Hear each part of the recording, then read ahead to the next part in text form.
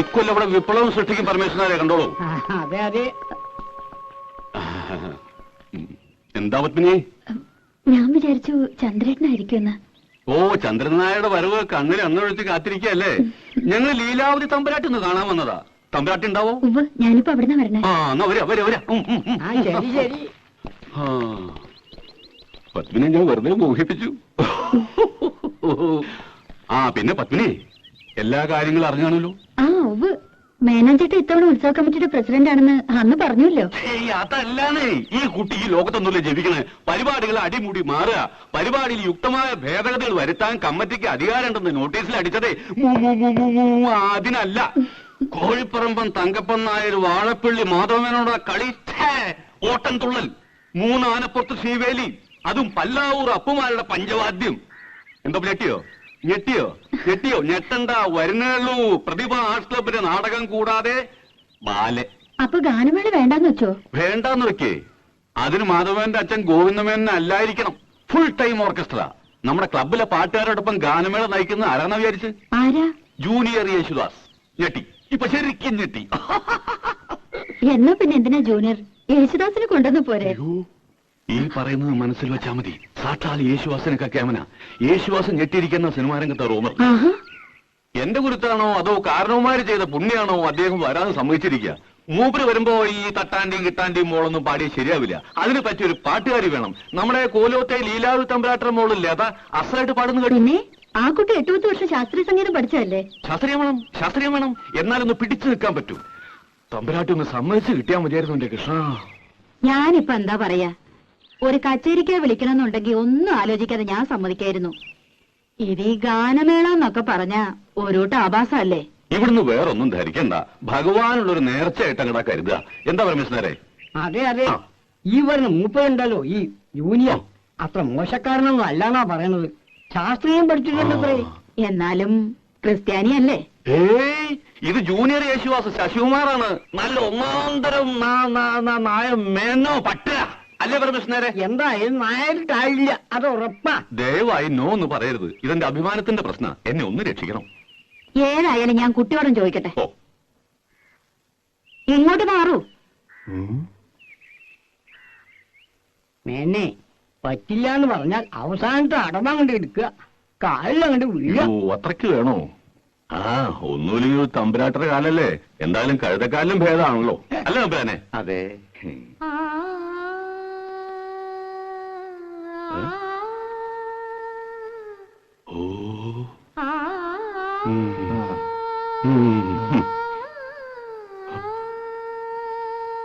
കഴുതക്കാലം പിടിക്കാം അല്ലേ നായരെ?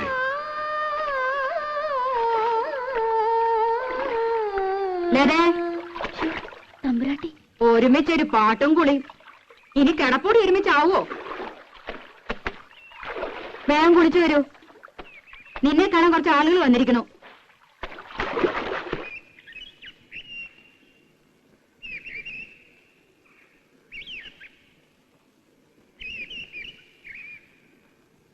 രാധേ, രാധേ,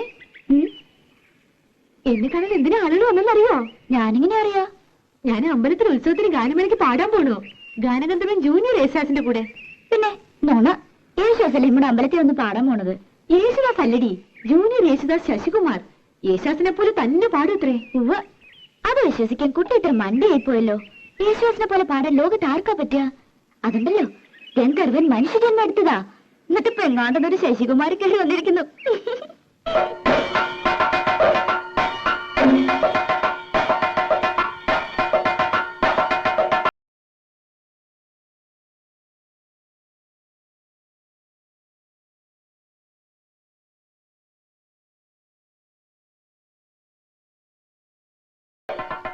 താൻ പാടുന്നു പറഞ്ഞിട്ട് എന്താ പാടഞ്ഞ്? പേടിച്ചിട്ടൊന്നല്ല.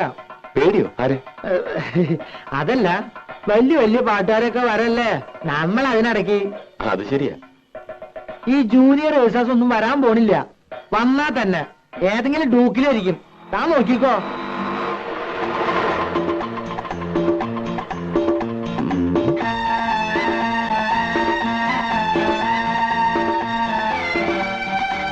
മൂപ്പരാണോ?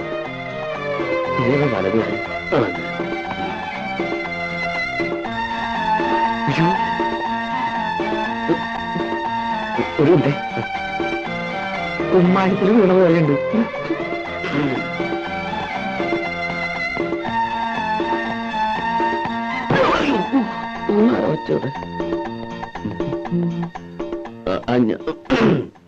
ഈ ക്ലബിന്റെ ഭാരവാഹികൾ ആരെങ്കിലും? ഞാനാണ് വൈസ് പ്രസിഡന്റ്. ഓ, ഞാൻ ജൂനിയർ യേശുദാസ് ശശികുമാർ. ഞാൻ സന്തോഷ്. ഓ, ഇത് രാജപ്പൻ, ആഹാ. മെമ്പറാ, പാടും. ഹലോ. ഹലോ. കണ്ണാടി കൂടി വെള്ളം അടിക്കായിരുന്നു. ഓ, യാത്ര ആകെ പ്രശ്നമായെന്ന് തോന്നുന്നു. ട്രെയിനിൽ AC. തണുപ്പടിച്ചിട്ട് തൊണ്ടയ്ക്കൊരു കേട്ടില്ലേ? അതാ എന്റെ ഒരു ചുക്കൊള്ള. തത്തമംഗലത്തല്ല സ്ഥലം, അവിടുന്ന് ട്രെയിനോ? അത് ഈ തത്തമംഗലത്തുനിന്ന് കാറില് പാലക്കാട് വന്നു. പാലക്കാടുന്ന് ട്രെയിൻ പിടിച്ചു. കാറ് യാത്ര. ഓ, ഈ പൊടി അടിച്ച അപ്പ തുടങ്ങും തുമ്മലും മൂക്കടപ്പും. ഹലോ, ഇവിടെ വന്നിറങ്ങിയപ്പോ സ്റ്റേഷനിൽ ആരെങ്കിലും കാറുമായിട്ട് കാത്തിക്കുന്ന കരുതിയെ യാവട്ടെ. ഇതാണ് ഈ ചെറിയ ക്ലബുകൾക്കൊന്നും പാടാൻ ഞാൻ പോവാത്തെ. കാര്യം പറയണ കാശ് കിട്ടും, പക്ഷേ ഇറസ്പോൺസിബിളാ. ചേട്ടോ, എന്റെ കാശിതാ, എനിക്ക് പോണം. നമുക്ക് ഈ ഓട്ടോയിൽ തന്നെ മേനോസന്റെ വീട്ടിലേക്ക് പോകാം. അവിടെ റിഹേഴ്സലും താങ്കളുടെ താമസവും അറേഞ്ച് ചെയ്തിരിക്കുന്നത്. ഇവിടെ നല്ല ഹോട്ടലൊന്നുമില്ലേ? നല്ല ഹോട്ടലൊന്നും ഇല്ല. ഈ മേനോന്റെ വീട്ടില് സൗകര്യങ്ങളൊക്കെ ഉണ്ടാവും. സൗകര്യം ഉണ്ടോന്നോ? വാഴപ്പിള്ളി മേനോന്മാര് ഇവിടുത്തെ വലിയ തറവാട്ടുകാരാ. ഓഹോ.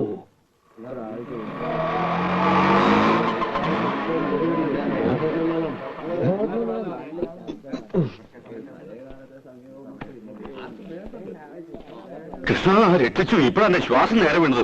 വരെ യേശുദാസ് അല്ലേ? അതെ. ഒരു താടിയുടെ കുറവുണ്ട്. ഓ, അല്ല, യേശുദാസിന് നല്ലൊരു സുന്ദരം താടിയുണ്ട്. ആദ്യം ഈ അസൂയ കളയാ, എന്നാലും നീയൊക്കെ നന്നാവൂ. വരൂ. പരിചയപ്പെട്ടില്ലല്ലോ. പറക്കൽ കോവിലൊന്ന് കേട്ടിട്ടുണ്ടോ? ഇല്ല. അയ്യോ, പ്രസിദ്ധാണേ.